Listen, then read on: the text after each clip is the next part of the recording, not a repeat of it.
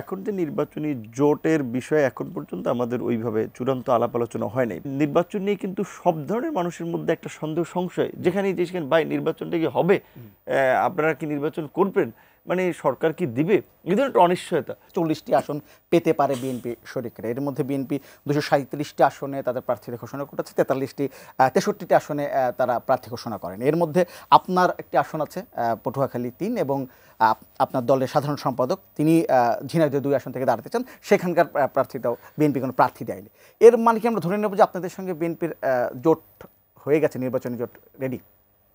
না, ধরে দিয়ে অনুমান ভিত্তিক কথা বললে তো বাস্তবতা হবে না, বিকজ আমরা বিশেষ করে বিএনপির পক্ষ থেকে অফিসিয়ালি চিঠি দিয়ে গত বছর গণ অভ্যুত্থানের পরপরই তাদের নেতাকর্মীদেরকে পটুয়াখালী 3 এবং ঝিনাইদহ 2 সহযোগিতার জন্য বলা হয়েছিল। সেটিকেও সে সময় পত্রপত্রিকা আসন ছেড়ে দেওয়ার বোধহয় নিউজ করেছিল। তো তখন আমরা বলেছিলাম যে বিএনপির সাথে আমাদের 2022 সাল থেকে ফ্যাসিবাদ বিরোধী লড়াইয়ে আমাদের একটা মিত্রতার সম্পর্ক আছে, এবং বিশেষ করে এই লড়াইয়ের শেষ পর্যন্ত আমরা ছিলাম গণতন্ত্র মঞ্চ আরও বেশ কিছু দল। সেই সময় থেকে বিএনপির একটা ঘোষণা ছিল এই যুগপৎ আন্দোলনকারী দলসমূহকে নিয়ে জাতীয় সরকার করবে এবং নির্বাচন করবে।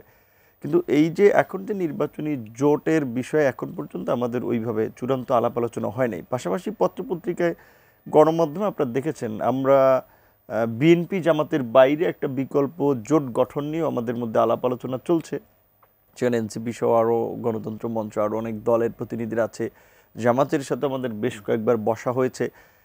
আমাদের এখনই জোট গঠনের বিষয়ে চূড়ান্ত সিদ্ধান্তটা হয়নি। তবে বিএনপি হয়তো ধারণা করে যে তার মিত্র সংগঠনগুলোর যেই জায়গায় ছাড়তে পারে সেই আসনগুলোতে কিছু জায়গায় ছেড়ে দিয়েছে, আবার কিছু জায়গায় প্রার্থী দিয়েছেন। যেমন এনসিপির সাথেও বিএনপির আলাপ আলোচনা চলছে, যেটা জনাব তারেক রহমান ফিনান্সিয়াল টাইমসে বলেছেন। এবং আমরা তো যেহেতু রাজনৈতিক একটা দলের প্রধান, বা এই সময়ের কে কোথায় কী আলোচনা করগুলো তো আমরা জানি। নাহিদ আমাদের এই আন্দোলনের অন্যতম নেতা, ঢাকা 11 থেকে নির্বাচন করবেন, সেখান থেকেও বিএনপি ছেড়ে দিতে পারে, যদিও প্রার্থী ঘোষণা করেছে বিএনপি। আবার বিএনপির তো বিএনপির প্রার্থী ঘোষণা করেছে, সেটা তার নির্বাচনী রাজনৈতিক কৌশল, এবং আমি মনে করি এই মুহূর্তে এটা বিএনপির এটা যথোপযুক্ত কৌশল সরকারকে নির্বাচনী লাইনে নেওয়ার জন্য এবং পুরো দেশকে নির্বাচনমুখী করার জন্য। কারণ তার একটা তৃণমূল পর্যন্ত বড় স্ট্রাকচার আছে, যেই নির্বাচন মানুষের কাছে প্রত্যাশিত।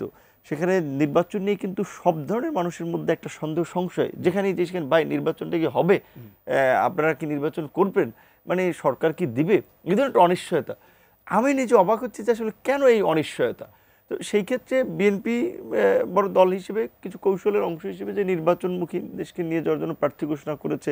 আমার ধারণা, বা যেটা আমার এই পর্যন্ত দেখে এসেছি বিএনপির মতো বড় দলগুলোতে, বা যে সময় আওয়ামী লীগের ছিল, এটা প্রাথমিক তালিকা এটারও আরও অনেক রদবদল হবে। আবার আমরাও যদি জোট করি বিএনপির সাথে কিংবা অন্যদের সাথে, সেখানে অবশ্যই তো সেই ক্ষেত্রে আমাদের যেই সম্ভাব্য জয়লাভ করার মতো আসনগুলো যেখানে আমাদের প্রার্থী আছে, সেগুলো থেকে তো আমরা একটা আসন সমঝোতা মধ্যে দিয়ে একটা ফয়সালা হবে। আমরাও একটু কিন্তু ইতিমধ্যেই প্রায় 1.5 শতাধিক প্রার্থী আমাদেরও সিগন্যাল দেওয়া হয়েছে। গণতন্ত্র মঞ্চ কিন্তু 150-র মতো প্রার্থী ঘোষণা করেছে, অন্য দলও কিন্তু ঘোষণা করেছে। প্রার্থী ঘোষণা যারা নির্বাচনমুখী দল তারা করতেছে, এটা একটা ভালো দিক। আবার বিএনপির সাথে বা অন্য কারোর সাথে জোট হয় কিনা সেটা আর একটু তফসিলের সময়টা ঘনিয়ে আসলে বলা যাবে আসলে। কারণ এই দেশের যেটা বলে রাজনীতিতে শেষ বলে কোনো কথা নাই।